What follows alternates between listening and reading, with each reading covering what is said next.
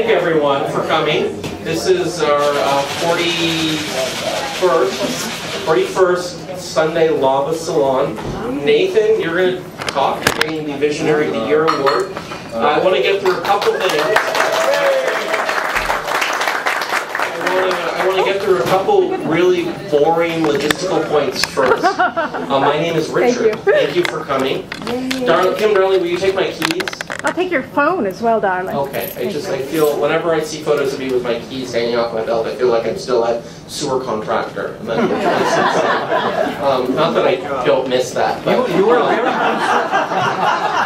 I want to get started on this. What I want to do is I want to just, so we are making these events more intimate, as you can tell, because this is not Lanos to figure out.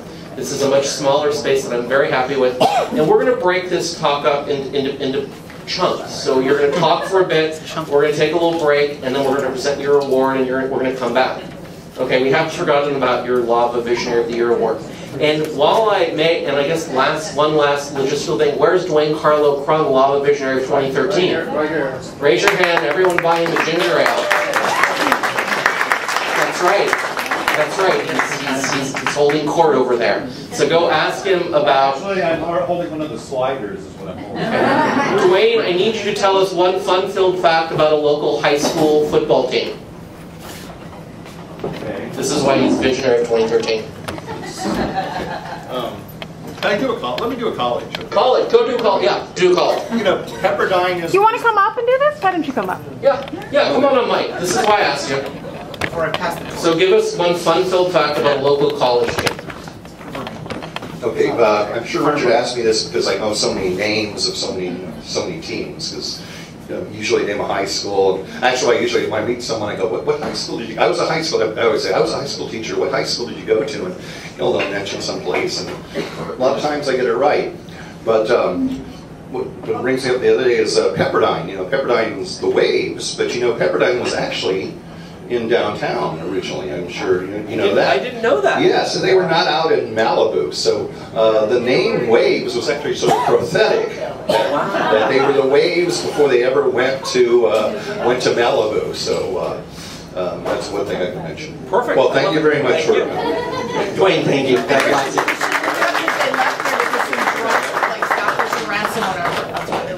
They left. The scandal. Look it up. There was a scandal. There was a scandal for leaving downtown. I am not shocked at that. Okay, I'm not We're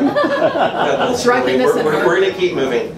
Okay, Nathan, let's get you started. You have a pointer, so I don't need to be on point. It's a spider stick. Got it. All right, Nathan. Okay, I'm very happy everyone's here. Nathan, I'm going to let you get started. I have one formal request of you. Margot. Because we are across the street from the Richard J. Riordan Central Library, which is on the site of one of the last locations of the Los Angeles Normal School, which I believe is a building we'll be discussing. Would you please not forget to mention, I forget if it's in your slideshow, would you please not forget to mention the 6th and Hope location for the Los Angeles Normal School too. I would never forget such a thing. Good looking crowd, ladies and gentlemen. How you doing? Okay, all right. Let's begin.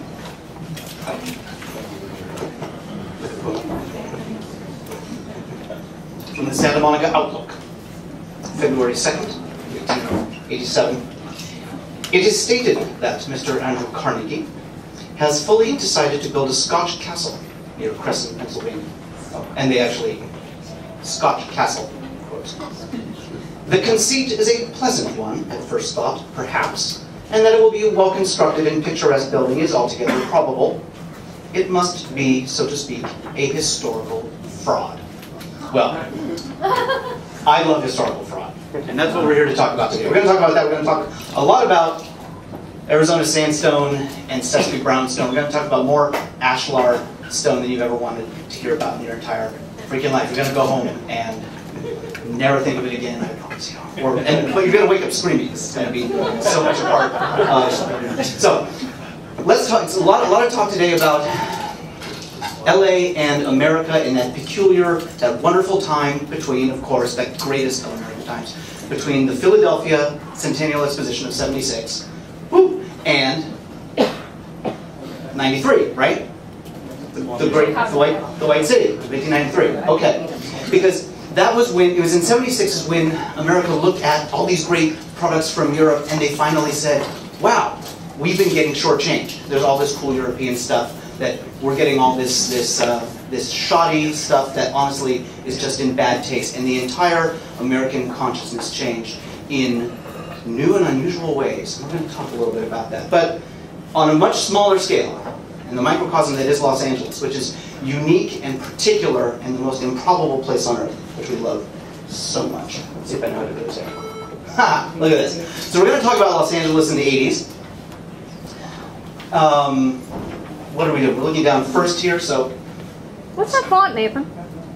I believe Nice that's... font. Thank you. I believe it's a copper plate Gothic gold. Thank you. Good work. The king of fonts. So if we're looking down first, this then would be the Cocken and Haas Times, the second Times building, the Baker Block, that of course is the back of the Bryson Bone Break, all of which we'll discuss. You'll notice there's Vivianas. Sharp of eye will say to themselves, well, where's, of course, the orphan asylum? Not quite there yet, looming on the horizon. But LA in the 80s... The orphan asylum in Boyle Heights. Exactly, that's what it meant, looming on the horizon. Which every kid in LA, when you were bad, the parents would say, like, you see that looming on the horizon? That's the orphan asylum. You're going to skip town. That's where you're going to end up. Or you get sent to Whittier, which is the other great Sesame brownstone. We'll be talking about that too. I'm getting ahead of myself. What are we, like 10 minutes in? I haven't even started to talk. Okay, let's begin. Los Angeles in the 80s. It's, of course, as we all know, that famously Protestant, open shop, conservative city that we all love so much. But that was after the boom. It's not the San Francisco sort of, you know, Catholic, liberal, union town. But let's go back. Let's go way back. Back before all of this. For example, we were in Adobe Town. We all know about the early development of the first metal build, the first brick kilns of 53, the metal buildings, then the railroad comes in 69 and changes everything, and then the Atchison Topeka and the Santa Fe and the fight against Southern Pacific in 85. You can come out here for $1. But before that, we were in Adobe Town. This, of course, you're up on Fort Moore, where you know that wacky high school with the water slide. That's here, that's where we are now, and we're looking down into Chinatown. There's Hill Street, there's Broadway, but it was Sonora Town back then. We went from this wonderful town of adobes to the Italianate, early Italianate, Wild West town that we were. Much of our Wild West nature, our frontier nature, was tamed when public opinion was turned against our Wild Westness after the famous Chinese massacre of 1871.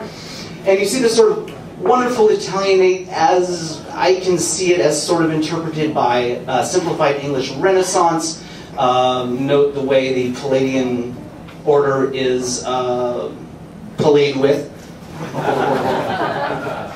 And so we were this sort of solidly Italianate town. Around the time, of course, the Morgan and Walls, 1883, 84, that's when, of course, what happens? Ramona comes out. Damn you, Helen Hunt Jackson. Oh my God. And all the Italianate in the world just gets tossed into the dustbin of California history. God bless it. Oh, pardon me, sir. But it was not to stay, because ultimately we were what? We were a French town. They were our largest and greatest civilizing influence. About 25% French, and a lot of them were monoglot French. I mean, they certainly acculturated, but down on Aliso Street was like the sort of French Quarter, the way that, like, you know, New Orleans would have its French Quarter. But ours, you know, for example, here's a very typical Los Angeles. This is the Felix Signoret. You know, you see those shots of like that lynching up on Fort Moore, and everyone says like, oh, those terrible racists lynching everyone. Actually, that was Signoret who had actually arranged that to lynch a fellow Frenchman who was Michel Lanchenet, who was a no-good and kind of deserved it, actually. So this is your sort of typical LA mansard roof, which you don't think about. And people were always like, what's the deal with mansard roofs? Well, that was a sort of a common currency and common courtesy under sort of Second Empire, which you found under Napoleon III, who reigned from about, what, 1852 to 70. And it was sort of used in the way in which, oh, well, you know, you couldn't tax these rooms up here because, you know, it was just extra. It was a lagniappe, if you will. And so it became sort of a common currency in a sort of very French LA, where we had, you know, Garnier and Salon basically built the first water wheel, kind of saved the town after the drought in the 60s. You had Solomon Lazard, who I think was from Alsace, who, of course, founded the water company with Prudent Baudry. Super important. So a super French town, and the point being... Some of them were even Jewish. For example, Louis Mesmer, not Jewish, Catholic, but at the U.S. hotel that he built, was the first place to make matzah in Los Angeles, and made sure that everyone had matzah on Passover. We do a lot of French Basques. Solomon Lazard was Jewish, and a lot of French Basques agreed. A lot of sheep herding in Los Angeles. Yeah, that was both Basques. And the French also cornered all the realtors and shop owners, all French. So therefore, when you're looking down Main Street around 1882, we know it's around 1882, there's one of Toberman's early arc lamps. Can we have a sidebar on the arc lamp, please? Can we have a short sidebar on the arc lamp, please? Oh, well, early electrification in Los Angeles, huge deal. Made us, brought us into the first world, so to speak. Not a term we would have used then. But, so Toberman started out in 1882 by lighting this. It was 150 feet high, and there were, I think, originally 4 of them, one at like 4th and Grand, and from then on, everyone was like, these are amazing. Everyone was talking about, of course, it was the gas company. And the gas company said, if you start electrifying the city, all women will have their faces literally burn off. Terrible stuff. And no one will ever be able to sleep again. And in the entire city, everyone will die in a month. And the city council said, you're right. And then like one guy said, like, let's just put in a couple and see what happens. And guess what? We never went with electricity. Still gaslit today. Oh wait, that didn't happen. Before you, is that the Baker block? Yes. I don't know. Do you want to tell us where that shot is? Can you go back a slide? I don't mean to manage you. No, please. Tell us what's there now. This is a very important, everyone knows where this is now. They just don't understand what was there. Why do you want to ruin everyone's day, Richard? Well, this is the running this way. This is the slot. This is the Main Street looking north. Well, from the Temple block, because the Temple block had to come down for. If I get into this, we're never going to... Keep going. We got 110 more slides.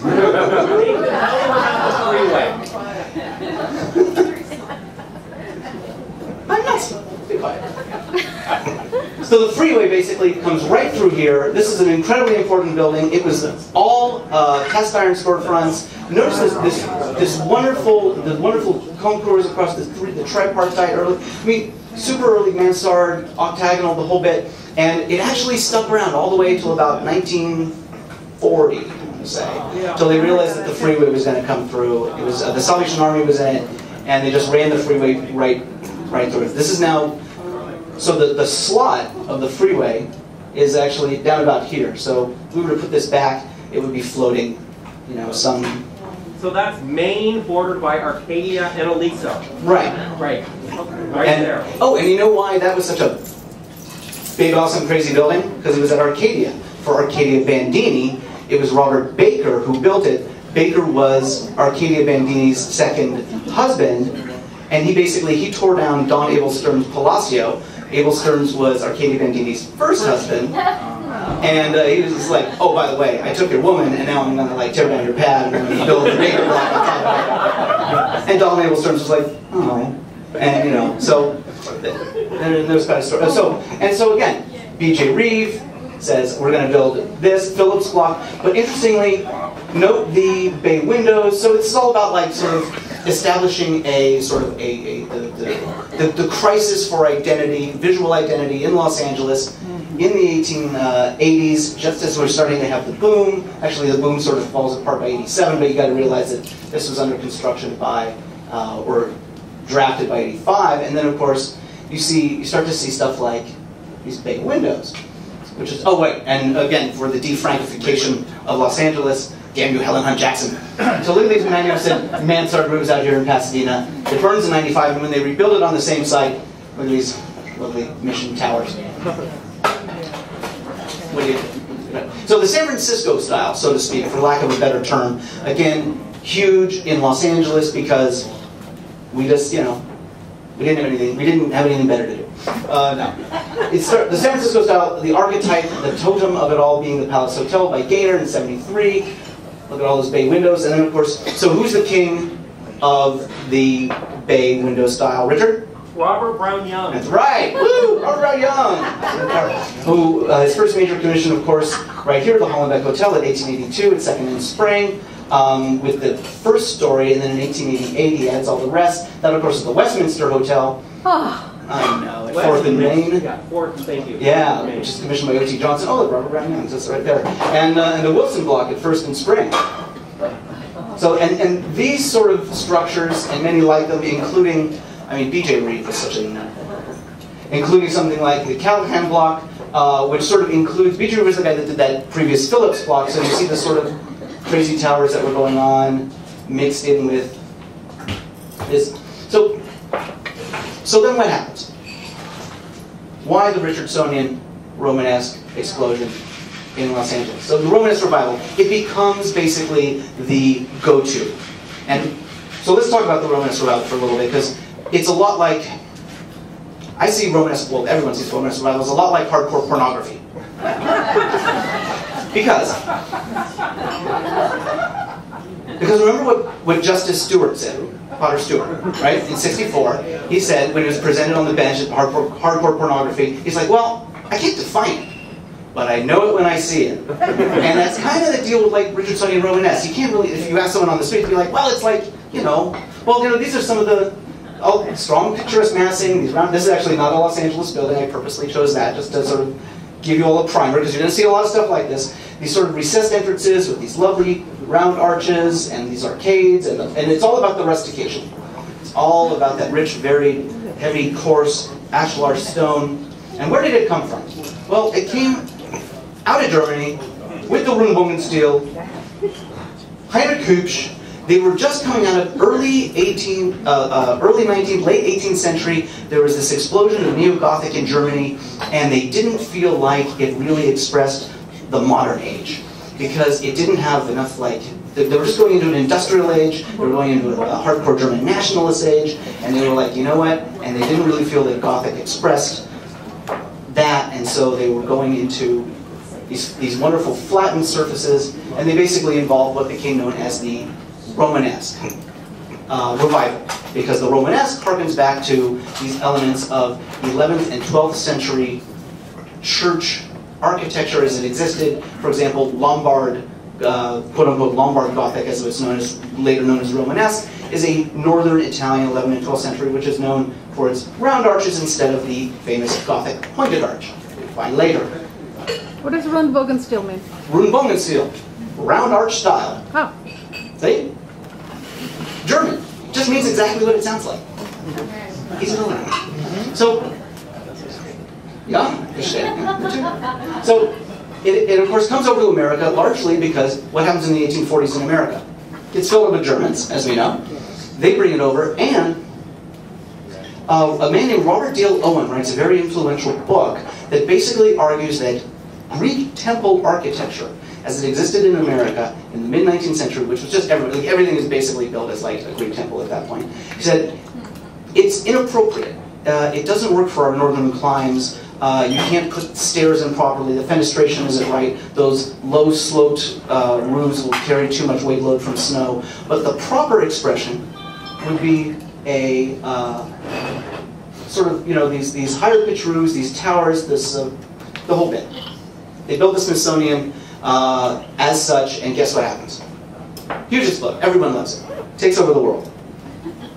And then a man named Henry Hobson Richardson. Yay! One of the Trinity, along with Sullivan, right? He actually sort of takes up the mantle, and it therefore becomes what we now know commonly and popularly as Richardsonian Romanesque. So not all Romanesque buildings are Richardsonian, but all Richardsonian Romanesque buildings are basically like the tops of the field. And you know, here's one of the greats, of course, which has all the, you know, hallmarks of the style. Trinity Church in Boston, which I believe, yeah, we were talking about earlier. And we were, young lady. There's your Pittsburgh courthouse. Now, The Trinity last year. now remember, what was the slide that was up here for the whole time while we were waiting for me to start? The courthouse. Courthouse. Yeah, the courthouse right here over on Broadway, which sort of is no longer there, curiously so. And so you can definitely see now, you would think they were sort of contiguous. This actually, of course, was a huge influence on that as it was to everything else in there. And there's music. So, therefore, let's move on to Los Angeles. At 23 minutes in. Oh, perfect. We're right on top. For example, now a lot of people will say or will think that, for example, the famous Cocken and Haas City Hall or the Curlet, Eisen, and Cuthbertson Courthouse were the first Richardsonian Romanesque buildings in Los Angeles. But of the dozens, oh, I want to add, I mean, this is not a complete, we're going to be here all day for sure. We're just going to be here till closing time. Okay. But there were many beforehand, up to and including sort of early version. It doesn't have all the sort of earmarks you would expect, but I mean, you know, all this lovely red brick, and you're just starting to see these wonderful arches and stuff. So an early, and there it is right there. And you're thinking, okay, northwest corner of Franklin and New High Street. Those aren't even streets. Those don't even exist. This is obviously not in LA. You're crazy. Yeah, actually, so. New High is still there. But not yet. Town. New High, the actual, yeah, exactly. The New High that ran right here, though, that's now completely gone. That's the part that is now, I think, right in. Next to Spring Street. Yeah. That part is now in the middle of The parking Grand lot. Park, where the parking lot next to the Clara Foltz Nathan, Funeral Center. what happened is when City Hall was built in 1926, the whole area between the high school, now the high school on the hill, and City Hall was a maze of very short streets. And with the rebuilding of City Hall in 26, the city and the county leveled and cleared everything. Well, Franklin, which became Court Street. Court Street's gone, Market Street's gone. All these streets were just gone, taken out. So, an early Kaiser Morgan and Walls, God bless them. And everyone recognizes, of course, the Second Times building, which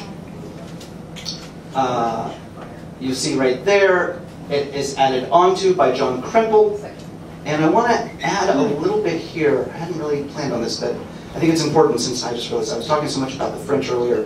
The role that Germans played in the promulgation of the style. John Krempel, very important, Berlin-born, Berlin-trained.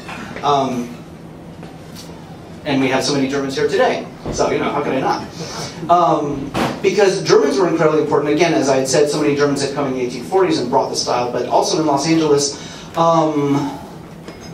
what were the men who laid out the city in the 50s were two Germans, Franz Lechor and his partner, the other German guy, and Fritz, Franz and Fritz, yeah, genau. And basically, and a large contingent of functionaries at City Hall were German, and many of the premier architects were German, and they actually put a large stamp on downtown Los Angeles, up to and including the glory, virtue, and beauty of that, which is. Which of the time buildings were blown up? This one. This one was, yes. The question was which of the Times buildings were blown up, and we will actually cover that in part 2 today. Right? Chunk 2. In chunk 2, because we're broken up into chunks. Like a delicious block of sandstone. And we're all familiar with the Newsom boys. This is also an early sort of proto-Romanesque. Love these wonderful arches here. And this was out in Boyle Heights. It was the first Occidental College. And that Highland Park. Until they moved to Highland Park. I'll deal with why they did that later. Because that building met a end. Richard had asked that we discuss Normal Hill.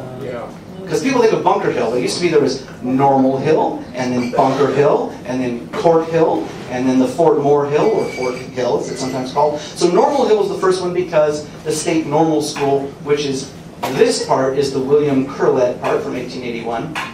And then this is the Jasper Newton Preston addition. Jasper Newton Preston we see later because his high school in 1890 is built all the way over there on Fort Hill. In fact, I actually think we have a... And there's your delineation between the two. The original 1881 and the 1893. Is there, Richard, is there something in particular you wanted me to? We're like half a block from, Normal Hills. Point being that if you actually, we're half a block. walk out that door and look that way, and you see the Bertram Grosvenor Goodhue Library, there it is. Yeah. We're actually we're over there, and the library's right there, and I believe this would be 5th Street running up. And how high up was the hill? And the hill was a good, 200 feet? It was like 200 feet. I don't know if it was 200 feet, but it was at least 50, 60 feet higher than it is now. We like to take down hills. They're hills. They're in the way. They're impeding progress. Damn you hills. Your tectonic plates. Okay. All right. All right. Now we're going to get hot and heavy. Okay. Now it's getting exciting. It's 1887. And the Newsom boys. God bless them. Who was at my Bunker Hill talk 2 Sundays ago? Oh yeah. So I get all excited when we talk about the Newsoms. I can see you're hopping. I know. I actually had a little accident with the Bunker Hill talk. Anyway, so this is the corner of 2nd and Broadway, and this is all right. There's a lot to cover here. So they built this 1887, California Bank. Next up, what gets built next to it? It's a neighbor. Ernst Coxhead, 1888, and which is I just go on about this forever, but I won't. And then its neighbor, the Potomac Block, by the aforementioned Hurlett, Eisen, and Cuthbertson, which was actually drawn up after the courthouse, but was actually, they broke ground and built while during these long years. A lot of people say that the courthouse is 1888, 1889. It was actually completed in 1891. But it had appeared in all the journals and all the papers as early as the spring of 1887. So therein, again, the old question, does life begin at birth? Does life begin at conception? It's hard to say when a building actually, when you date it. But the Potomac Block was basically drafted and was thrown up in no time at all. Arizona sandstone, Sespe brownstone, and Green Nile sandstone. I mean, it's a little awkward in its execution, but it's still great, and it's Carroll Avenue and Cuthbertson. So there's the 3 in a row, being awesome, and so just hanging out, being awesome. And so what do they actually build literally across the street? Oh wait, so there's the 3 in a row. Oh, I forgot, I threw in the Bicknell block at the end, which is 1892. So there's this little break because, of course, after 1887, then there was the famous real estate boom, to which I alluded earlier, and then there's the real estate bust. So there's a little break, and that's of course right before the 1893 financial panic. So the Bicknell block goes in, good old Morgan and Walls, and it looks like that. There they all are again. I just can't get enough of this. Nathan, I believe that the early ACLU headquarters was in the California Bank Building, in addition to Brigham Rose, who was Clifford Clinton's attorney. Yeah. So for all of those scholars of important civil rights attorneys in Los Angeles, California Bank Building is a very important office address. So let's go visit it now. Yeah. So right across the street, good old City Hall. Good old Calkin and Haas, you remember from the second LA Times building I showed you a minute ago. And there it is in all of its glory. Look at that, not a bay window to be had. No. And all this nice steep pitched roof and all this this is all granite, terracotta, sandstone. I forget if that's yeah, that's all Arizona sandstone. And I know that you stay up at night and you wonder to yourself, did it have a green roof? Did it have a red roof? I don't know.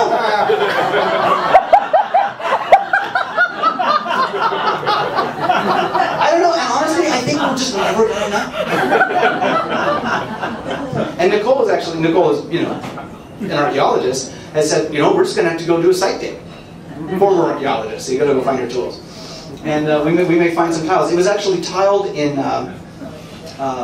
terracotta, roof tile, but there are no color photos of it, obviously. So we just have these, colored postcards, and they just sort of colored it like, probably some guy in an office. He's like, "Hey Bob, what color is the roof?" He's like, "I don't know.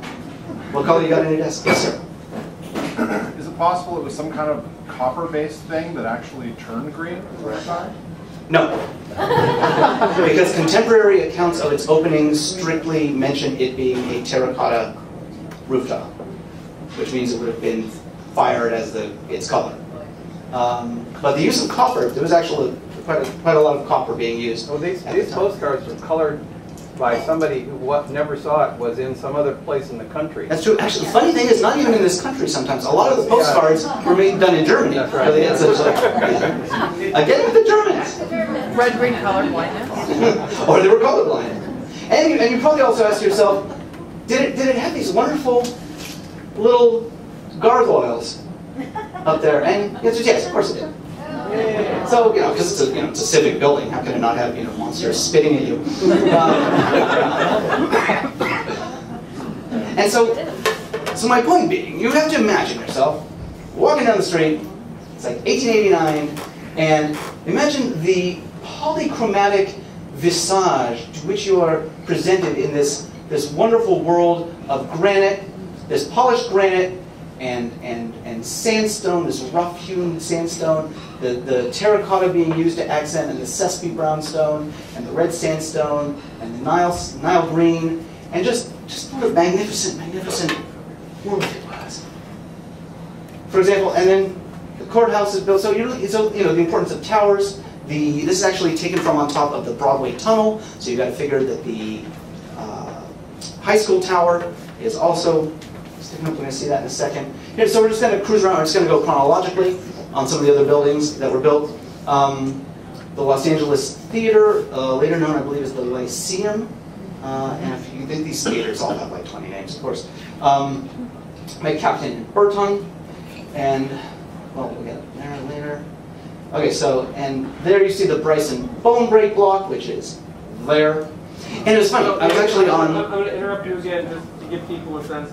The Bryson bone break block is now the site of the 1949 addition to the 4th Los Angeles Times building? That is correct. The late modern Roland Crawford, 1948, like super important, super magnificent, almost threatened. We're not sure what they're going to do. I have updates. Good, I want to hear those. Right now. This photo, so I'm working on the, talk, so I'm on Facebook. So I'm scrolling on Facebook, and it's this photo that this goes on one of those like vintage LA sites on Facebook, and someone says, well, that's just not Los Angeles. And I'm like, and a couple things down, and people are like, yeah, it is. And they're like, no, I've studied Los Angeles, I've seen thousands of photos of vintage Los Angeles, that's just not Los Angeles. It just isn't. You're just wrong. That's just like, it's Prague, yeah, exactly. It's Philadelphia in 1506. So that really underscores just how much things have changed. Like the idea that you could go downtown LA. I mean, look, there's, for example, spring. It's going. It's like spring doesn't make a turn like that. That's crazy. They would have had to torn out all those buildings and straighten the street. How would you even do that? I mean, the idea that this would be at 2nd and Spring, and the fact that you could just walk down there and go see it, it just boggles the mind. Or that you would have such a steep grade on 2nd, they should build a tunnel right there. and then Eli Brewer will build some big... I can't even go there anymore. So, for example, another Curlet, Eisen, and Cuthbertson, who were very well attuned to the world of the rough stone, and the Burdick block. Richard, it's the Burdick block. I love the Burdick block. Oh, I love the Burdick block. That's pretty impressive. Photos of the Burdick block, that's here. That's the Bryson bone break again. Photos of the Burdick block are kind of maddeningly rare before it's, because everyone was shooting that, before John Parkinson came and sort of mounted it, got up on it, and added the top story. So this is kind of interesting and instructive. Is that a photo from Flood? Is that from Flood? Yeah, that's Flood Masters. Yeah. It's from the unpublished 1940 master's thesis, which has given us so much. Much delight. Much delight. Told you this was about hardcore pornography. Anyway. Can we have a shout out to Flood? Shout out to Flood. Yo! Full name? What was her Mary Flood. Mary Flood. Mary Flood. We're Mary Flood! Mary Flood! Huzzah! And for example, Curlet, Eisen, and Cuthbertson, now if this had been built, that definitely would have not been torn down. But anyway, it was never built.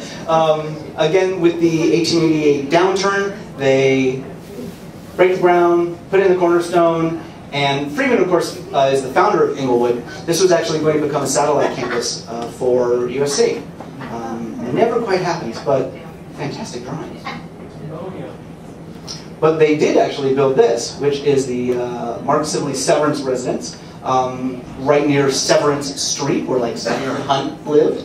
And and this was a great place. This was where, for example, the entire interior was carved with dogs. Like the fireplace mantle was just carved in hunting dogs. All through it was carved with hunting dogs. He had 17 dogs that he lived with in this house. It's not really germane to the topic at hand. I just wanted to bring it up. Now a parking lot. Yeah. So all those carved dogs are at the bottom of a landfill somewhere. But non-profits did all of it. Non-profits took over all those mansions on Adams near Figueroa, and they all said, you know what? Never try and do the right thing. First of all, there's a lesson here, because what people always do is they always donate your place. They say like, we're not going to sell it, we're going to donate it to like the church. That's right. And never do that. Yeah. That's right. And don't get me started. Okay. The Stowell Block, ladies and gentlemen, in all of its glory. S.I. Haas, you remember from Cocken and Haas, of all of their City Hall again. And these characters are the LA Athletic Club, which lived there in the top 2 floors for many, many years. So this doorway is just there. And one of my very favorites, is it really Romanesque? I don't know. It seems to be of no particular style of architecture. And of all styles. But it is substantially and solidly constructed. And that's all that matters. No two people agree in their opinions about it. Some think it is a handsome structure. Others think it is ugly as sin. I don't know if everyone knows what WCTU stands for. Oh, that's right. What does WCTU stand for? In fact, in one of the images of it on the UCSC site, in the digital images, it says like a photograph of radio station WCTU. That's right. Ding, ding, ding. He wins a car. No, he wins a drink. Someone get him a drink. The Women's Christian Temperance Union. You terrible, terrible people. And it was called the Temple, and it was on Temple. They called it the Temple. It was the Temperance Temple on Temple Street. And you'll notice it had fountains attached to it with ice-cooled water. So if you're like walking down the street and you're like, Dad, I need a drink. And you're like, hey, ice-cooled water. And Nathan, one more thing, because this is one of my favorite buildings. The Women's Christian Temperance Union Temperance Temple was across the street from the Hall of Justice at Broadway and Temple. And they had matrons with the county, under the County of Los Angeles' aegis, who would routinely take 14, 15-year-old girls out of the county, out of the courts, into their top floor residency program, so they would not be sent to a correctional facility. So the Temperance Temple was very active in working with the courts because the red light district was still active. That's right, and all the cribs were just over that way. Right. So go snag those 14-year-old girls before they fall to the demon drink. And you were talking about copper earlier. That was all copper. All those cornices were copper. And there's your friend, the high school. Yay! The Jasper Newton Preston High School. And if you're wondering where that is, I included. So here's your Temperance Temple. And there's Broadway as it runs up to the Broadway Tunnel. And there's a big hill here. And that's not there anymore. And then on top of this hill, and this is about where the swimming pool of the arts school is. And there's where the water slide is. And then the big slot, the 101 slot, runs right through here, which is why they tore down one of the oldest structures, the oldest extant structure in Los Angeles is the old high school. And then they said, oh, we saved lots of it, and we put it over to the high school, like on Washington or whatever like that. And you actually go there and ask to see it. They're like, Olympic. That's crazy. Olympic, thank you. Yeah, they actually had that up till like the 70s, and they did a remodel and they tossed it in the trash. It was from like 1851. The Mueller block, this often gets confused with the Armory. But actually, because it was the Armory for a short period of time, but it's again a Robert Brown Young structure, which we go through. How are we on time? I want to get to the halfway point. Just 250. Pasadena Public Library. It's 250. 254. Oh, perfect. 254. We're perfect. Okay. I gotta pick it up a little bit. So Pasadena Public Library, we're going to talk a little bit more about this in the part 2, Where Are They Now section.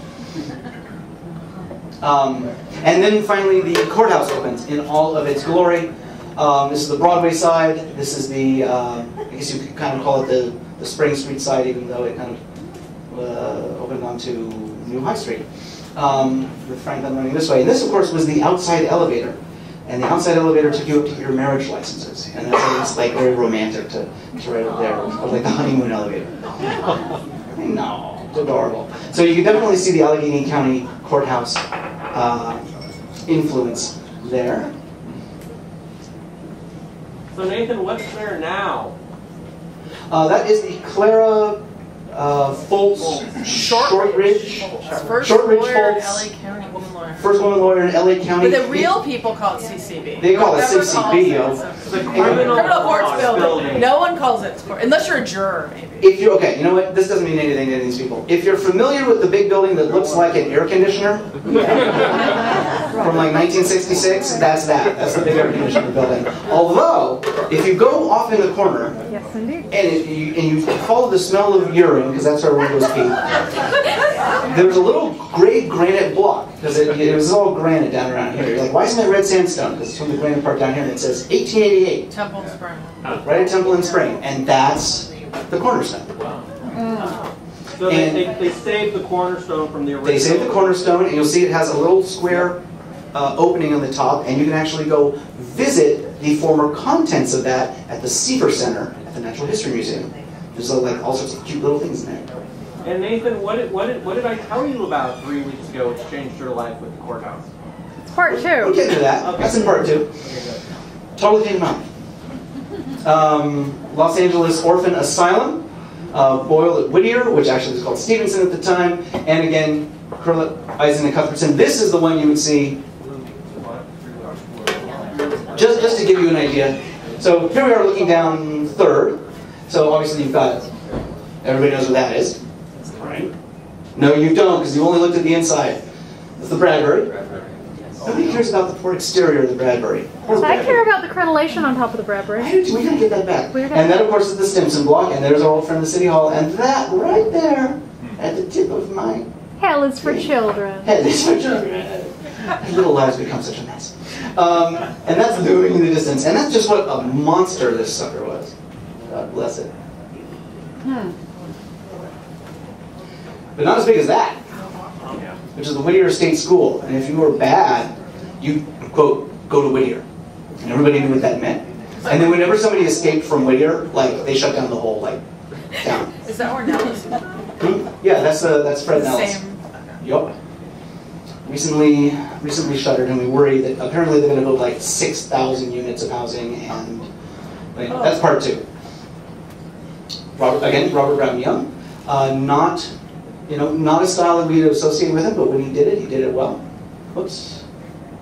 The famous federal courthouse at Main and Winston. So 4th would be here, 5th would be here. Winston wins this way. Frere was from New Orleans. He was he was Treasury Department. At the time, Treasury Department actually designed all the federal buildings. And so if you're ever in the Deep South, of course, is where he did all his greatest work. Like every single old Richardsonian Romanesque federal courthouse is generally still there, and they're all National Register, and they're all fantastic.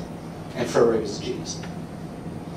And of course the Burbank Theater, which was started by J.M. Wood, and it sort of lays fallow through the after the bust until things improved, and is finished by Robert Brown Young.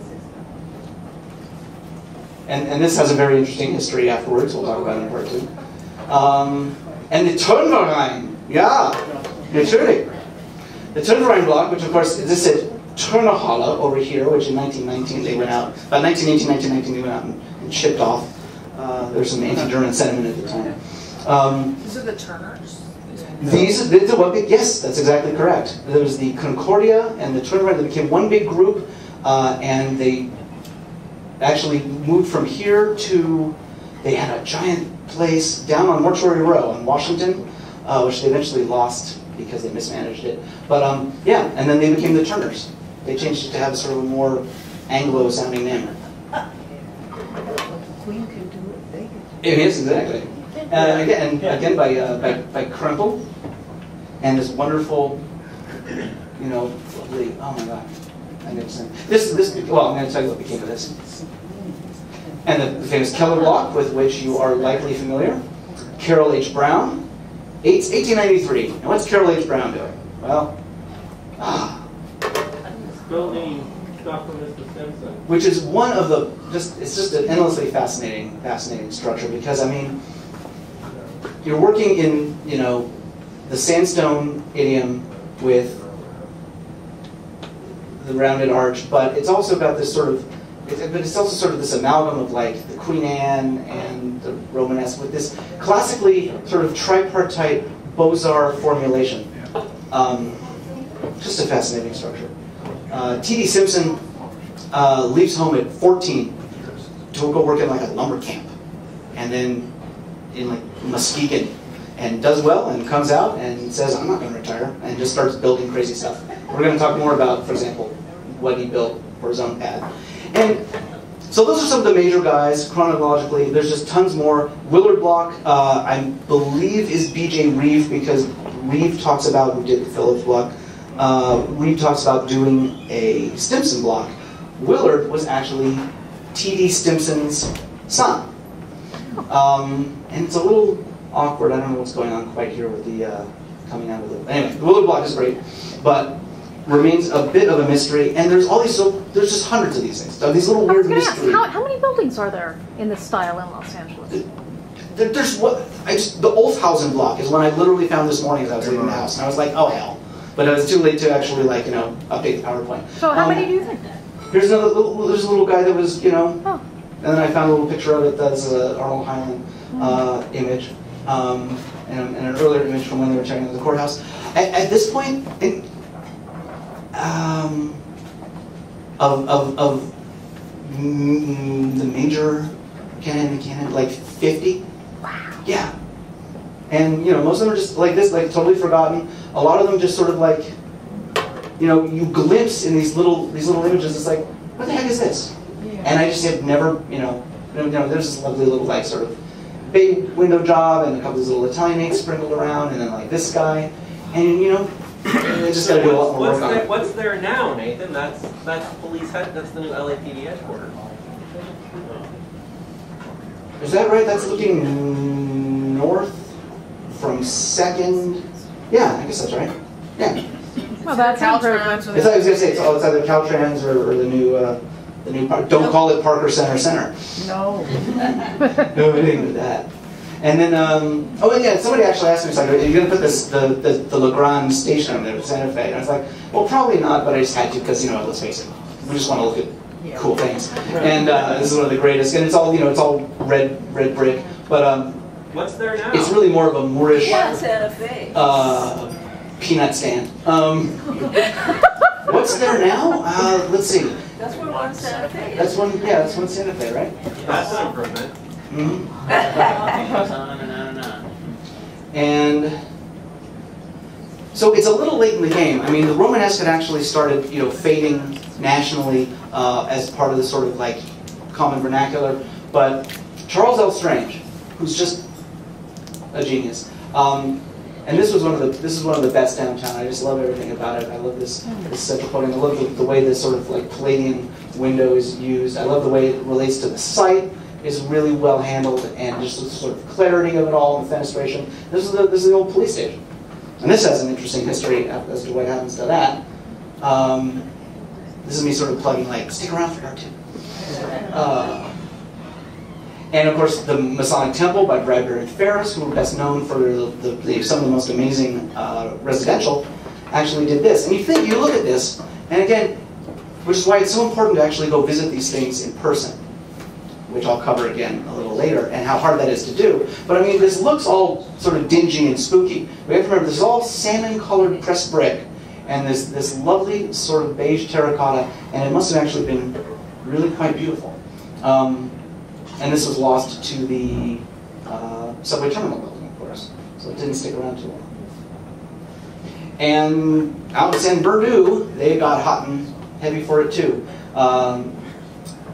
The big 1920s courthouse, this was actually the father of that guy, what was that, Milton Jones. And so this is Charles Jones, 1898 courthouse out there, which is truly stunning. And of course, the famous armory down at 8th and Spring, which, not a conceit up here, actually had a Gatling gun.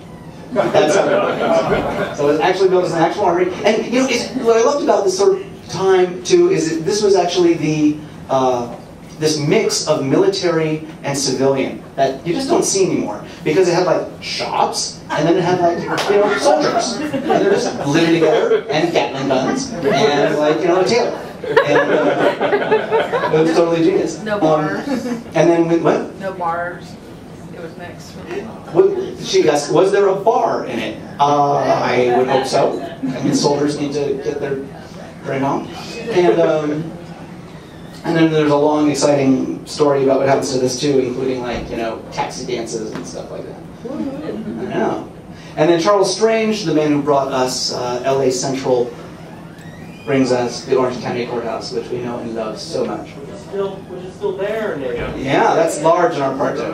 Good. And it's who's been to the Orange County Courthouse? Yeah. Oh. Who's been there because they were in custody? Acquitted. Deny everything. Joan, you want to tell us the stories? Wouldn't that have been before 1970 or something? Because they built the new one in like 1970. They did. 65. Yeah, it's a good piece of modern. Anyway, so they're building the new county jail. This, of course, is the lawn of the courthouse at Broadway, Temple Spring. This is Temple Street. And so the Romanesque is sort of falling from favor, but nevertheless, let's take a look at sort of the things they had to choose from. I mean, you got Edelman, whom we love. Great Edelman. He's sort of presenting this mission style, of course.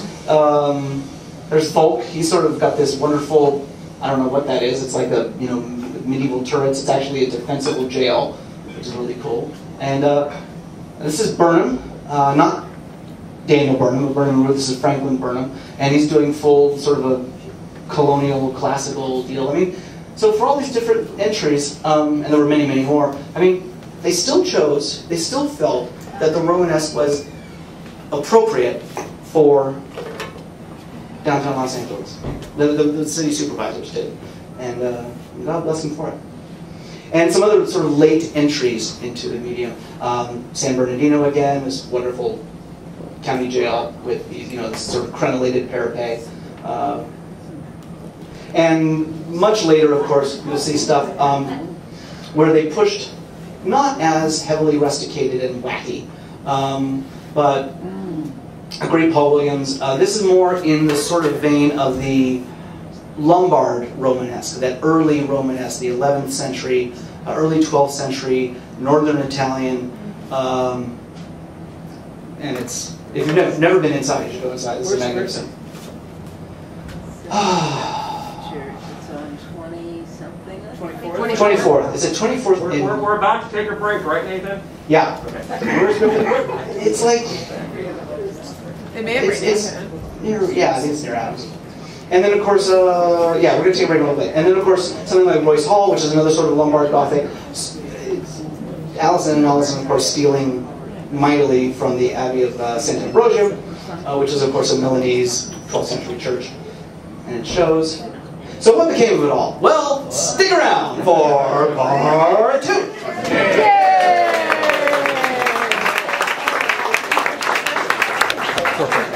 Perfect. Nathan, thank you. We'll take a break, and we'll come back and give you your award.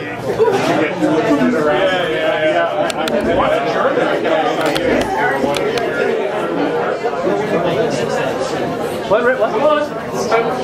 So do you want me just to give Nathan his award, Kim? Well, I'd like you to tell him, you know, how proud you are of him. Yeah. All right.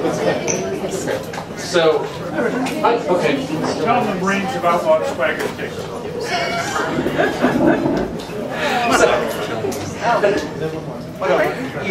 This is like in the Raymond Chandler novel, The Little Sister, the agent has his cane. That's not a cane, it's a swagger stick. Okay, Nathan. Thank you for coming. Nathan, I want to, Nathan, we're going to give you your award.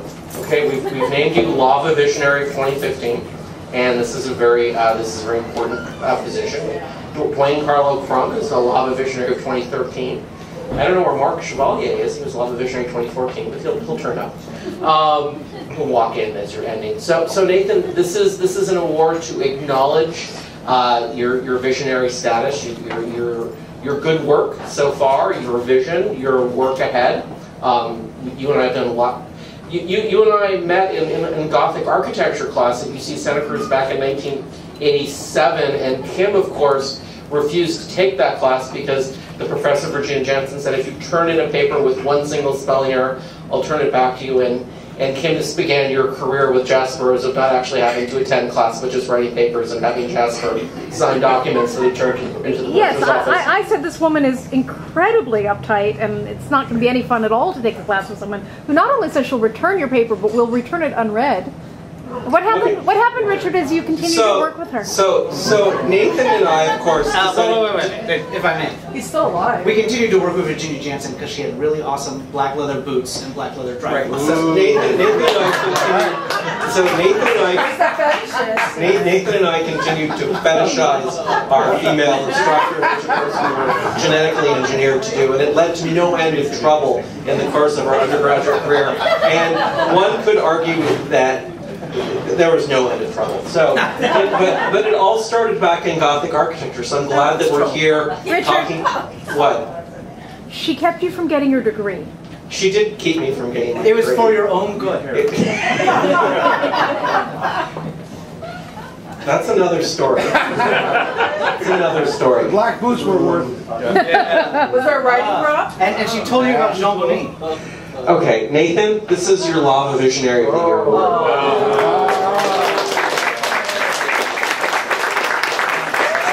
It's a belt. We gave you some gelt for good luck. I've got the gelt here. You got the gelt. And Kim, I'm going to let you describe what this award is, because you made it.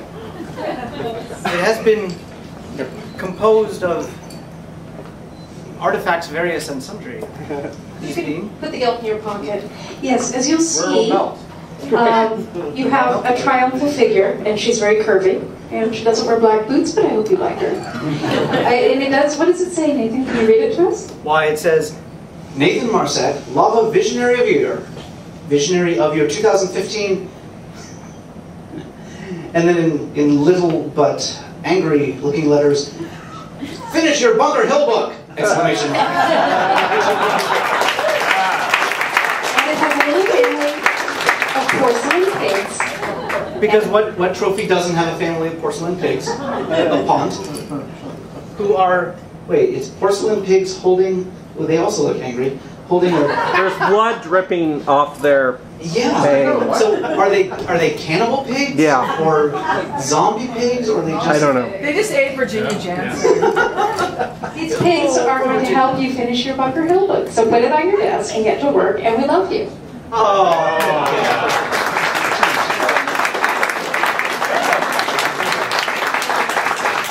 I can only hope to live up to Lava Visionary of the Year and live up to the glory of this trophy. Finish your book. And there's nothing you can do to Bunker Hill to make it any worse, but I will finish my book nonetheless. Well, thank you, Kimmy. Oh, that is good. Thank you. There you go, there's the cover time magazine. All right. Can I have my scarf back? There you are, dear. That's the best part of the award. Now that we've uncovered it. Is this where he's like, don't look at it, keep your eyes closed. It melts Nazis. That's That is pretty stunning. Thank you. Oh, and a quick. Put the gelt in there. You don't want the gelt to melt. The whole Yeah, the pork gelt tableau is pretty great, right? All right, well, okay, so, God, we still have some people. Amazing. Yay. The few, the proud, the hardcore. So, part 2, what became of it all?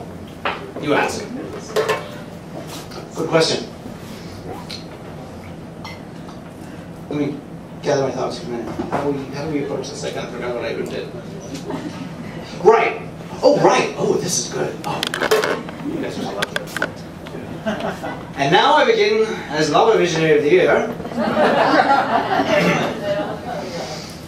to discuss the visual language of Los Angeles as it morphed and changed under the influence of nascent modernism, not the modernism as it existed from the Adobe, because Richard, I think that's our next talk.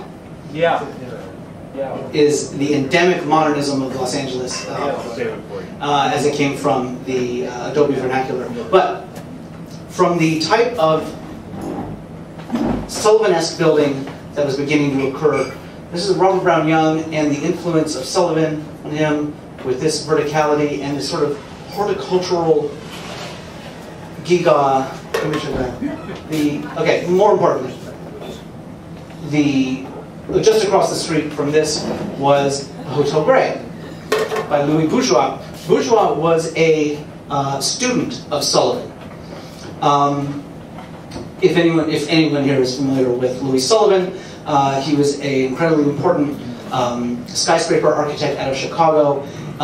If you know the Guarantee Building, for example, that he did with Dagmar Adler, these are the sort of portholes that he used. And Louis Bourgeois was a genius he always worked in pencil and drew these wonderful horticultural renderings that you see so much in the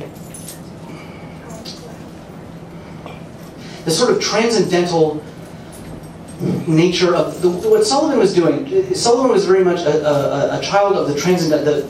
Here's a here it is in a nutshell. This is Whitman, and in a nutshell, yeah.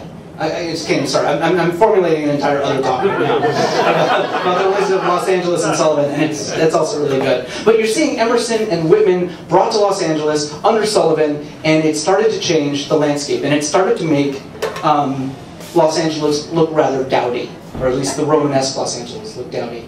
And something else happened that, oh, we lost caption. That's okay. So this is the Hotel Hayward from 1906. This does not have its caption, but you'll know this as Clune's Auditorium, which then became the Philharmonic Auditorium. Oh, Temple Baptist.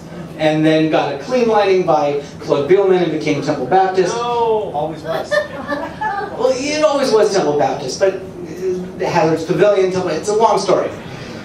Again, don't have all the time in the world. I'm standing next to the guy that knows it better than anyone, so you have to get it right with Paul. Or I'll be in trouble. But the important thing is, what's it made out of? Oh, terracotta. Chemo clay. Concrete. Yaha! Chris Reeve for the win! Boom! Because it's all about concrete. That's another thing that changed Los Angeles. Was monolithic composite structure and the way in which concrete changed the entire landscape. And it changed Los Angeles. And who started using concrete? Los Angeles. Thank you very much. And Whittlesey was a genius. And these are monolithic. Whittlesey had a lot of buildings destroyed in the San Francisco earthquake. Exactly. He was a huge proponent of ferro-concrete construction after the quake. But he was also working in concrete in Los Angeles in ways that, yeah. I mean, there were these amazing, what's forgotten is, people always talk about that Laughlin Annex in 1905, but before that they were building these structures down by the river that were concrete composite, and they were amazing. What's there now? This is now the world's most attractive parking lot. God bless it. This is the largest concrete building in the world at the time, and even though it had a lot of this lopped off, I mean, you can see also the Sullivan-esque elements there. And these you can't see it here, but they had these apical skylights. Just boggle the mind. And again, the influence of Sullivan is not to be denied in the Denison at Farwell. It looks just like a guarantee building, kind of. And so here we are at this, and it's why I got so excited about the Newsom and Coxhead and Carroll and Cuthbertson, the Potomac Block, the YMCA, and guess, there's the YMCA, and what did they do? They popped that right in between the Potomac Block and the California building. Because you know what? It was a new world, and what is the American idiom at the time all about? It's 1905, is of course the skyscraper. So you've got the influence of Sullivan, you've got the concrete, you've got the skyscraper, you've got steel-framed structures, and again, with people go on about not the Laughlin Annex, but now the Laughlin Building, a lot of people will say that that was our first steel-framed building. It was not. That goes to a Romanesque building, because of course, we're awesome, which is the Simpson Building. No one knows what the Laughlin Annex is besides me. It's the Hill Street side of the Grand Central Market. The Grand Central Market, of course. But the point being, that's a really early Class A, welded, hot riveted steel frame building. Predating that was the Stimson Block. And the Stimson Block is the one that we saw that was really tall with the little tower and the sort of tripartite Beaux-Arts nature and all that by Carroll H. Brown. And that was a steel and iron, steel frame building and cast iron and riveted. So not a welded building, but it's still an early steel frame building. Although there's some talk about other early steel frame buildings, but that's a whole other. And then so there's the California building there, and then they pop a little neighbor next to Merchants Bank and Trust, which is the California building there, which is this amazing. Paul C. Cave is best known for his luxury hotels, but this is this amazingly spare, super modernistic, super early tripartite skyscraper, and of course, these are both still here. Yeah.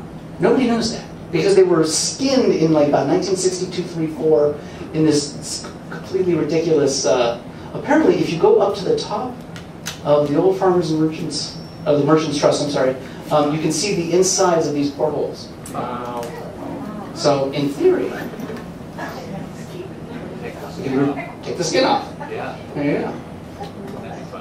And so between all this, between the concrete and the skyscraper and the Sullivan, there was, of course, after 1893, the aforementioned White City exhibition, the influence of the Beaux-Arts becomes very important. It was very important to have a fully integrated, classically based, European-style, well, our version of it, our theory, city that included these sort of wonderfully classic Beaux-Arts buildings. This is you all know this is the Kirchhoff building. I guess, what do they call it? The Santa Fe lofts. Yeah. 1907, Morgan and Walls, and this is like, look at this. Base, shaft, capital, boom.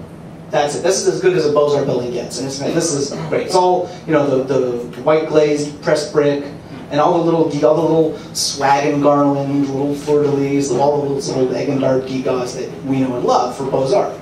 And then right here, of course, you see these little rounded arches. It's just sort of, this is 1903. This is Thornton Fitzhugh. This is the Huntington building, of course. And also still there in all its glory. But, with all its verticality and its grandeur and its massing and its height, the point being, look at the poor Burbank, which we saw earlier, the Robert Brown Young. It's just, again, it was becoming a new world. Nathan, this is the intersection of 6th and Main, right? That's absolutely right. You're looking south on Main to 6th. Well, everybody knows this because, of course, this is where you go down right there and you go into this building to go to Kohl's. And everyone here has been to Kohl's to go get a French dip. And everybody knows... That's the parking lot. That parking lot. We'll get to that. So let's run through what happened to a collection of some of these. You're all for example, somebody mentioned, I believe, that Occidentalism, and they're like, Highland Park? Of course it is. Well, number 2. Well, Occidental number 2. Although some of that is still there. I think it's now like apartments over on Avenue 50. You can walk in, we'll trespass anytime you want. Oh, I like to trespass. I've been in there. And then they moved a little up further into like Highland Park, and that's where our president went to school. But before that, it was in Boyle Heights. And it burned. So you see that this facade here is there. So they said, enough of that. Moved out. So it burned. The Frere disappeared. Famously so because, of course, they realized it was it had gotten too small, even in this short span, and so they tore it down.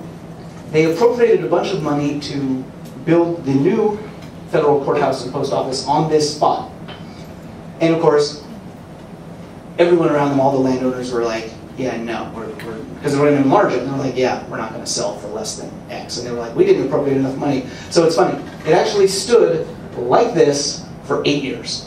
It was this half-ruined, horrible, 8 years, stuff like that. This is now the site of the Canadian building by John Parkinson, but that was pretty amusing, like that. Then the post office had to move down to the old, the Armory building. It was this mobile post office. It moved about like 8 places over the course of like some number of years.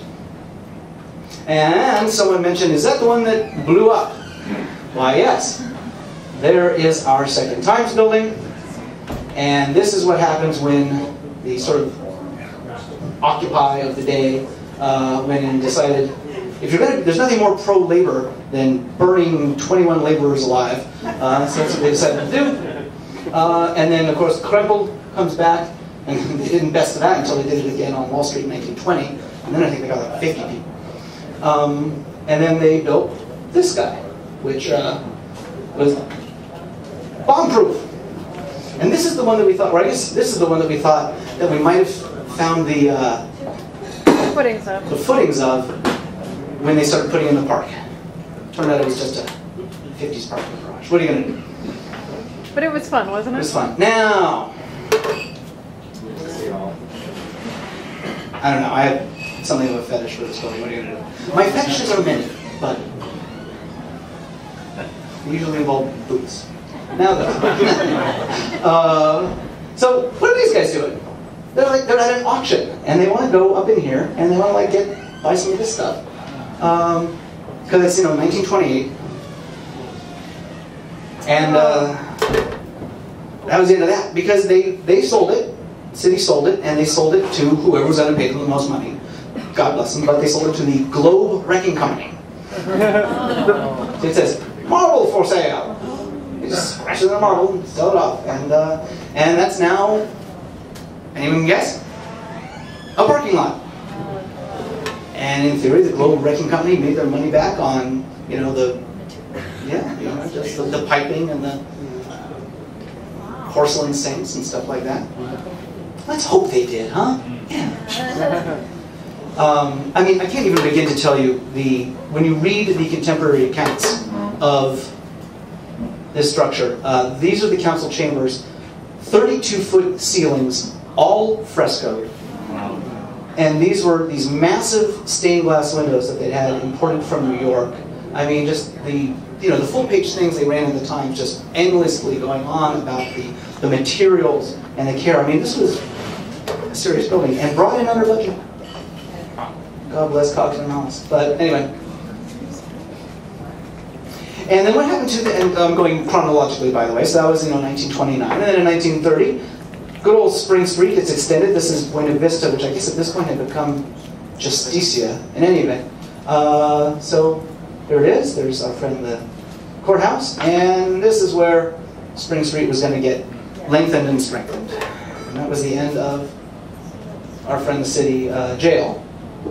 That was the jail. I know it's tough to remember all these things, so I'll actually try and remind you which ones are which. There goes the jail, and the old Bryson bone break, which we love so much, actually had been a bit bastardized because they wanted more space, so all of those wonderful chimneys and towers had been filled in about 1910. They actually called up the original architect, one of the original architects. There was the Newsom boys that did it. It was Joseph Cather who was called back, and they threw a bunch of money at him, and he said, okay.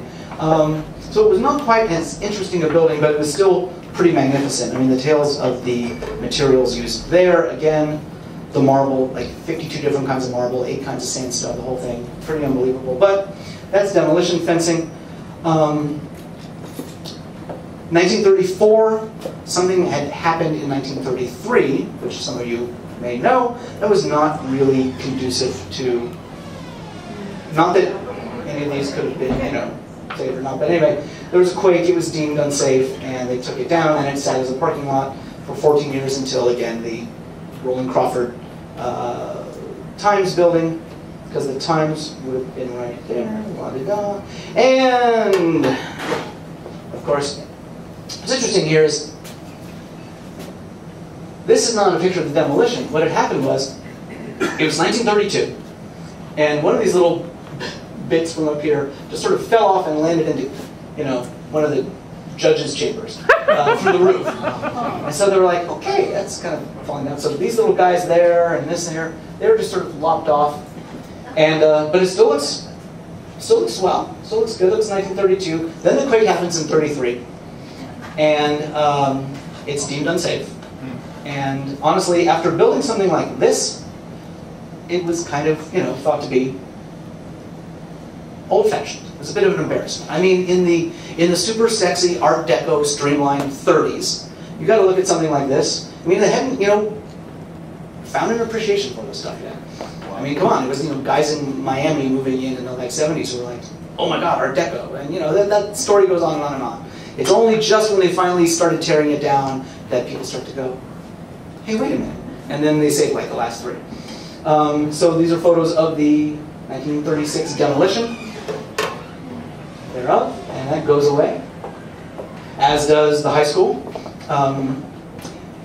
Abram Edelman, son of the famous rabbi, Abraham Edelman, first rabbi in Los Angeles, builds these wonderful, long, low Spanish colonial revival to replace this, because this was just seen as too old-fashioned and probably unsafe, which actually lasted all the way up till about 10 years ago, when they tore those down. And those are amazing to put in on they tore down the education buildings, to tore those down, and, oh, right, the armory. I told you there was going to be dancing girls. So they take out the Gatling guns. They take out all the soldiers because they actually move the armory to another armory that they build down on, I think they build on Wilshire. It doesn't say there for it either. But this then becomes a taxi dance hall. The post office moves in when the Frere, Main and Winston post office is torn down. They don't know where to put it, so they actually put the post office in here for a while, and then it moves to the old cable railway building at 7th and Grand. And what's funny about this is, when they moved the post office here, all of the business leaders in Los Angeles decry it loudly, because why? It's far from their office. It's wilderness. And they literally say, you know what? It might be fine for farmers, but this is 8th and Spring. This is literally like that part of the map that has like wind gods and sea monsters. Like, no one's ever been there. We're never going there. We're mad. So they finally have to move the post office, and they built, and then by 1940 they built, the courthouse and the Gilbert Stanley Underwood. But anyway, it's 1938, and it's a taxi dance hall, and somebody says it would be better as a parking lot, and now it's a parking lot. It's the world, but it's a good-looking parking lot. I mean, look, there's a car on it right there. And our old friend, the Radio CT,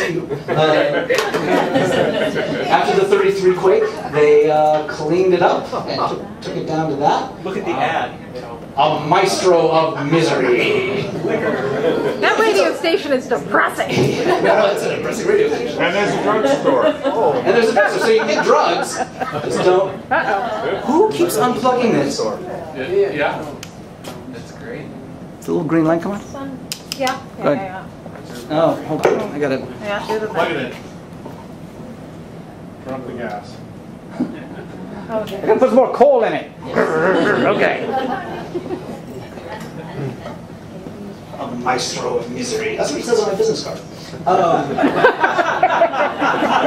So they take it down to the one story, and in theory, Carry nations of the old WCTU are doing their good work. Not the carry nations from Beyond Valley of the Dolls, but the ones with the matches. There's a few people. And so they're cruising along when it is decided we should put in and you all have seen this. This is the Civic Center heating and ventilation plant. When you're like it doesn't look that good. Driving up towards Temple, that's the big thing, putting out all that steam. It doesn't quite look as good anymore. And I really like this rendering because is the car, like, the people in the car, I don't know, there's something weird about it. But anyway, this is now that corner. So it's very loud walking around. It is. And, Kim, wasn't this flagpole on like some sort of crime tour because something happened like right there? Yeah, there was a story about a man who died there in the 70s. Just was lying there because it was warm, and he lay there all day.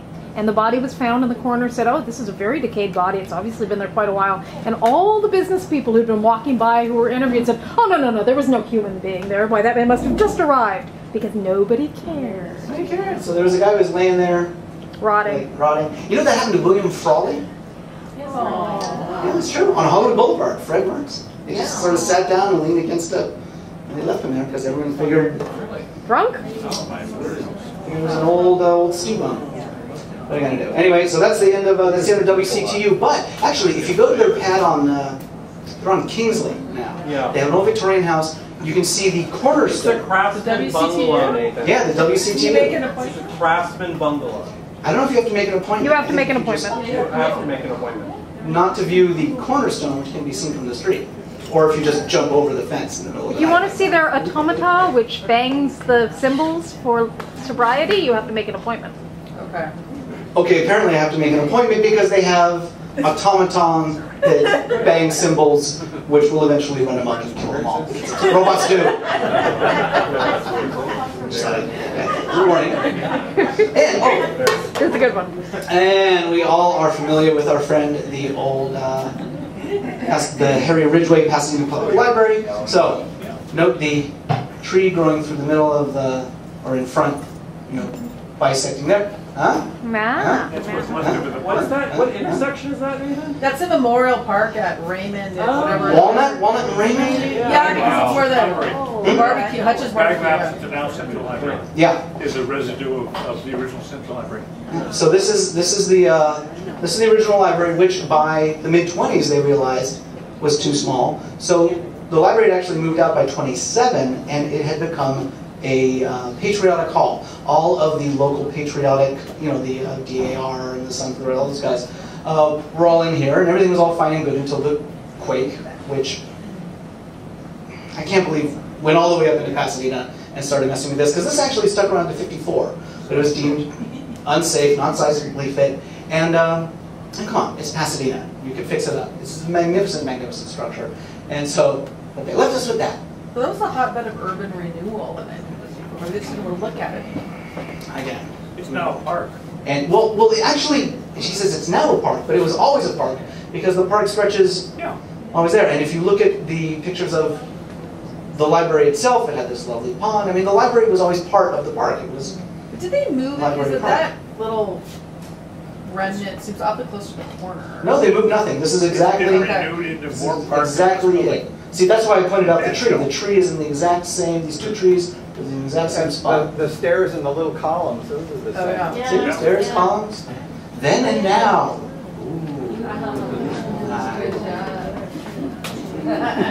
And we're done. Okay. There's the park. So what? No.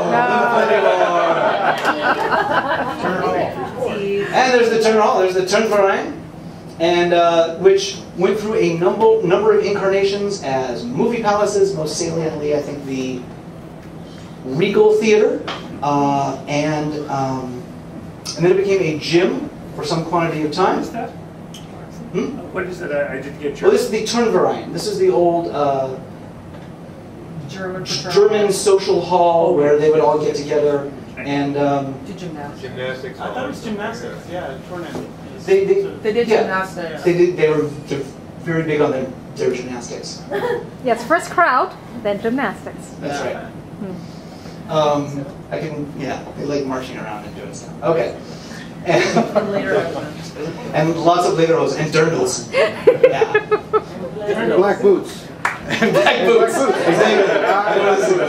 Okay, don't get him going. You've got to finish. And the Newsom brothers. Tyrolean hats. And little Tyrolean hats and little feathers. Anyway, so this is now the back end of the this is the Ronald Reagan something. Which took out all the good stuff. Which took out a lot of stuff. Yeah, I know.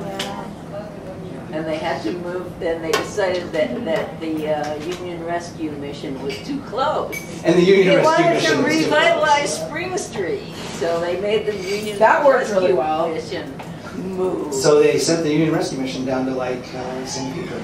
Look at all the theaters they revised on Spring. And the Spring Street Theater District. Okay, so the old jail. So remember I was talking about how much I love the Richardsonian Romanesque frontage of the jail. Well, you know what they decided? They decided it really needed to be modernized. It really needed to be brought up to streamline, but not all the way.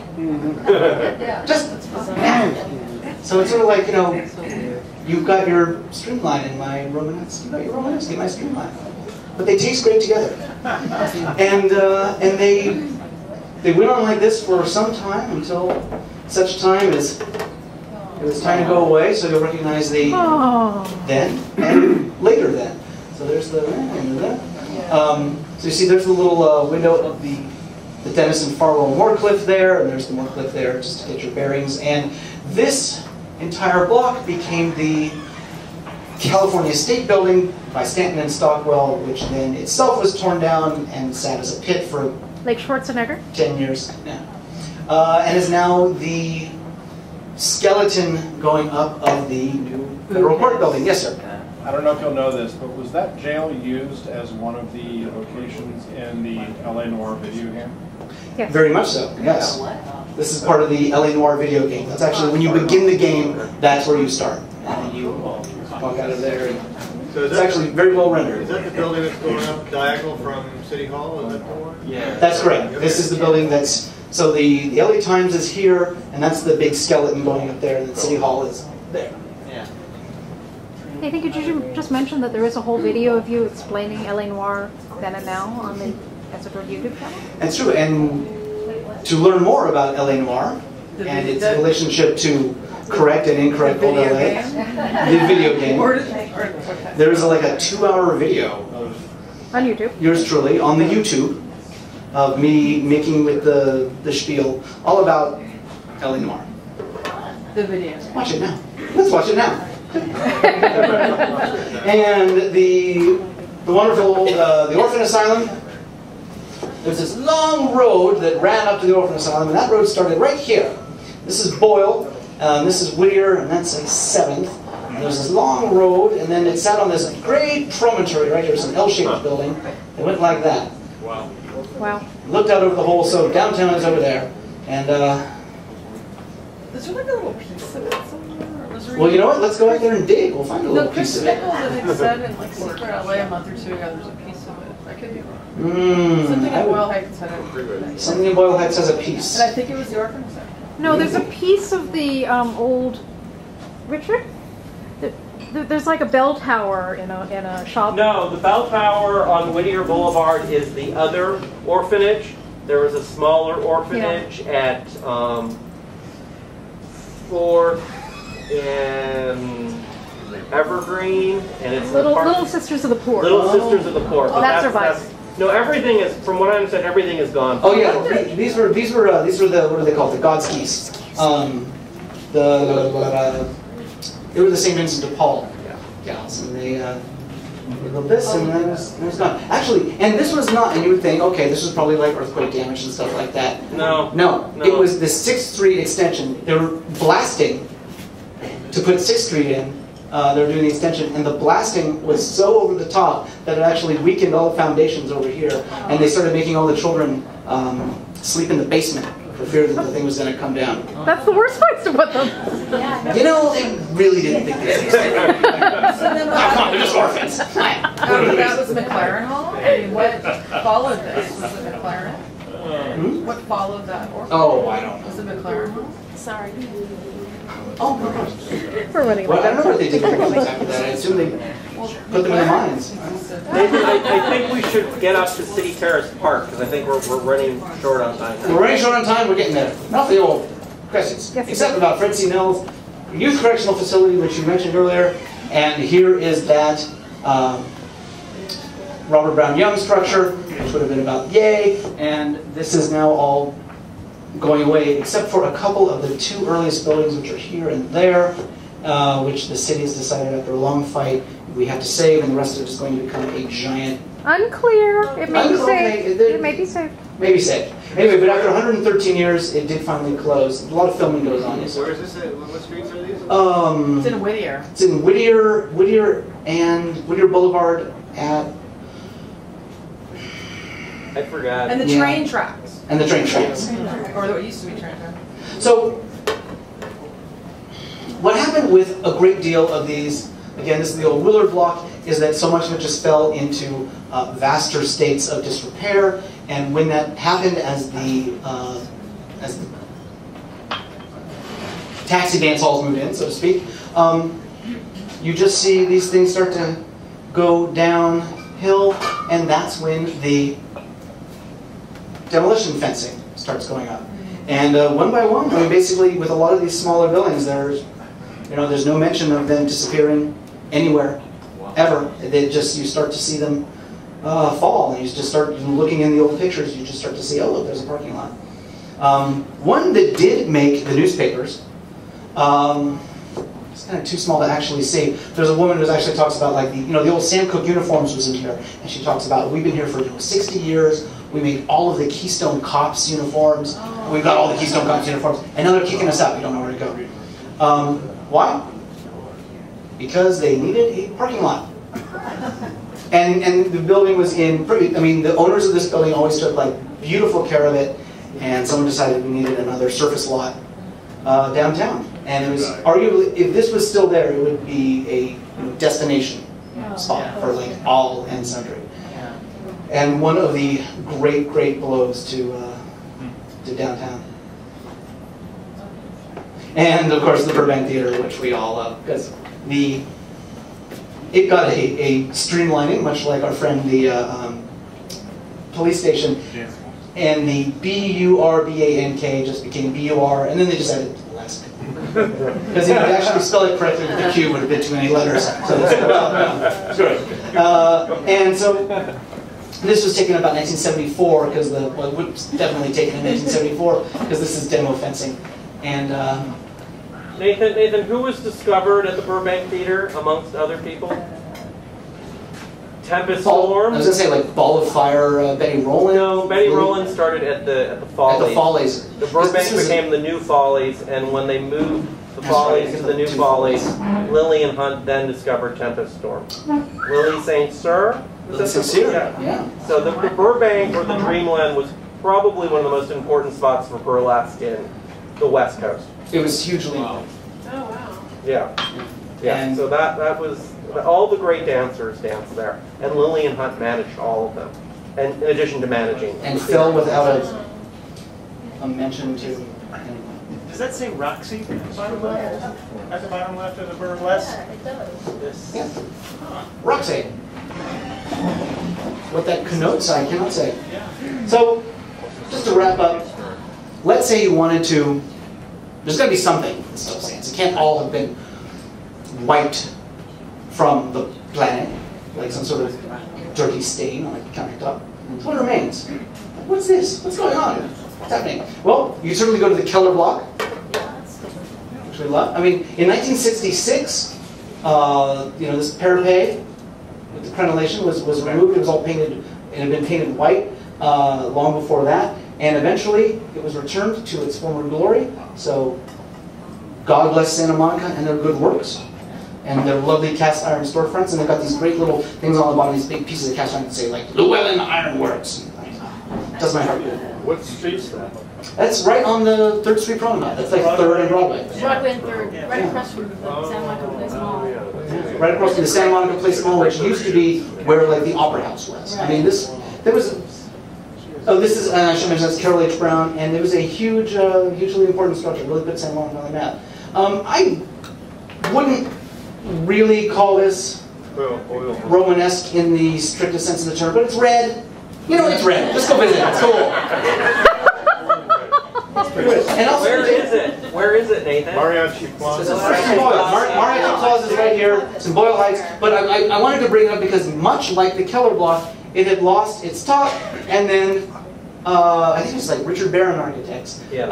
And then they restored it and actually did like a really nice job. Look at this, these cast iron storefronts. So, you know, it's got a lot of that 1889 feel to it. So go to Boyle Heights, check it out. And everybody talks about the Bradbury. And the thing is this, again, everybody talks about the inside, but it is almost like, you know, revered and known building of all of Los Angeles. One could argue maybe in the top 10, whatever. But if I said, hey, sketch me what the outside looks like, you'd be like, I think it has a Subway sandwich sign on it. It's a Subway, yeah, that I know. It says singular wireless, something like that. But look, again, in the strictest sense of the term, okay, yeah, it's got some rounded arches. But I bring it up because, and of course, it looked a lot better when it had its little defensible, you know, it had a Gatling gun, no. And it has this lovely slunk glass, old glass sign there, which is later. But, oh, and again, Sumner Hunt. Thank you. Enough already with the George Wyman. Cut it out. It's a fantasy. That was made up by Esther McCoy. That's nonsense. It's not nonsense. Esther McCoy goes to Ray Bradbury and says, like, here, you're relative. I can't believe that you've fallen for this conspiracy theory. We don't have time for this. It's conspiracy theory. The Dutch. Don't trust it. It's all in the Herald. Go read the clippings. You're misreading the Herald. George Wyman. Not George, Sumner Hunt. All right. Okay. So here's another one. And then they fell to fisticuffs. Why, you want to take it outside? All right. Yeah, put it in your slideshow. Get on with it.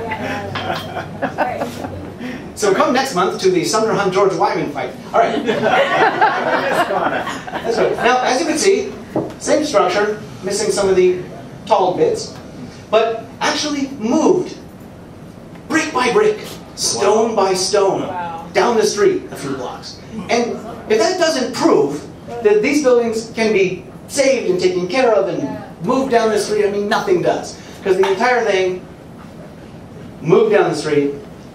And John C. Austin, who I don't have to tell you people, is utterly important. And you are all wondering, was he going to talk about like that one big weird Richardsonian Romanesque house down by like the shrine? Well, guess what? I was saving it till last, or penultimate, I should say, because it's. Wasn't this in Mad Men? Sure. I think it's also in the movie House. Spooky House. Can one visit it? No. Because unless you want to become a nun, which I certainly support, if that's what you can see it very well from the sidewalk. But you can see it from the sidewalk, and I recommend seeing it from the sidewalk. Carroll H. Brown, this is for the Stimsons. You remember the one that was torn down in 1963, the Stimson block. You also pay for the Douglas block, which is a super important modern building. But, so he builds this as his house. And it is truly magnificent, because, okay, he's a lumberman, and people always, first thing out of their mouths are like, why is a lumber guy living in a stone house? But I did want to show you some of the interior because I can, and its interior is so magnificent because hey, where'd you get those photos? Well, I got these from Mr. Don Slipper. Where is he? He was... He's like, it's terrible. Okay. Point being, you should all buy the Chester Place book because it discusses this, and Mr. Sloper got in. See, I couldn't even get in because I'm not a nun. Ron isn't a nun. Makes friends better than you make them. Everyone does.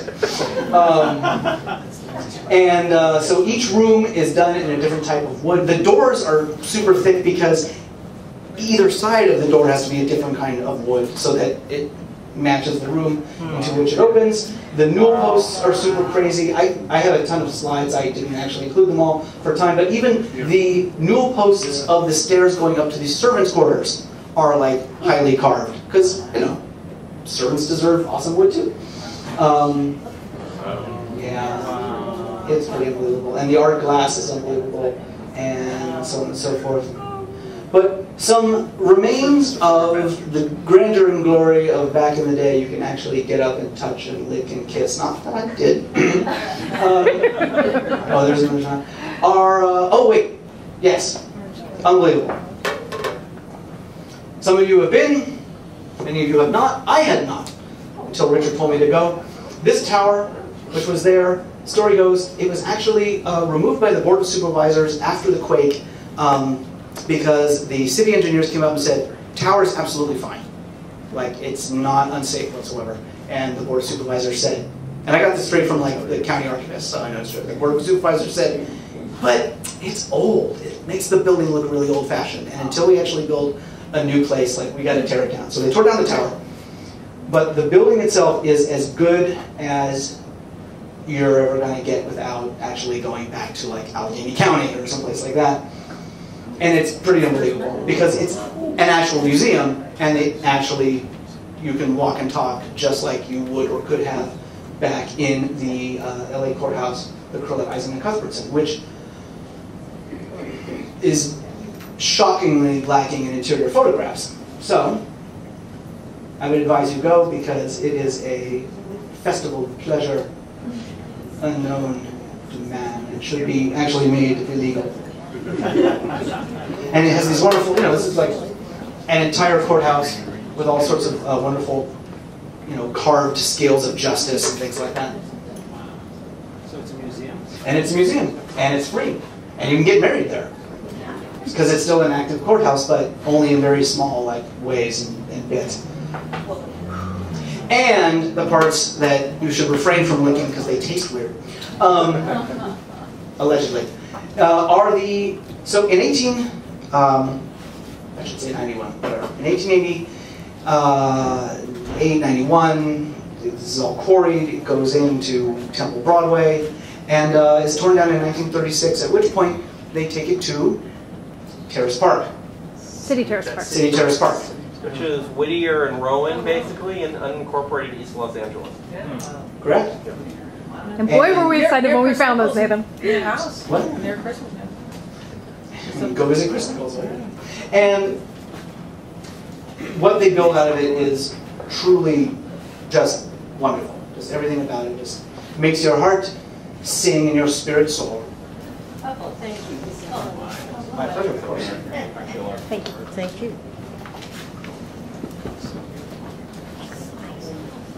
So shocking, some may flee. And that is why you will, after you go have another drink, get in your car, go to City Terrace Park. There's Richard himself, who introduced me to the wonder and glory of City Terrace Park. And I thank you. Nathan, thank you. Nathan, thank you. Good job. Everyone, thank you for coming. Everyone, thank Andrew, who came in. Andrew, the general manager. In America. Everyone, go get another beer. I am. An order of French fries. Nathan, thank you. Next month, we're back with Joan Jobe Smith, who's going to talk about Charles Bukowski and Orange County biker gangs and her memoir, Tales of an Ancient Go-Go Girl. So that'll be a lot of fun, and thank you all so much. Nathan, thank you again. And we'll see you soon. And thank you, Andrew, and thank you, America.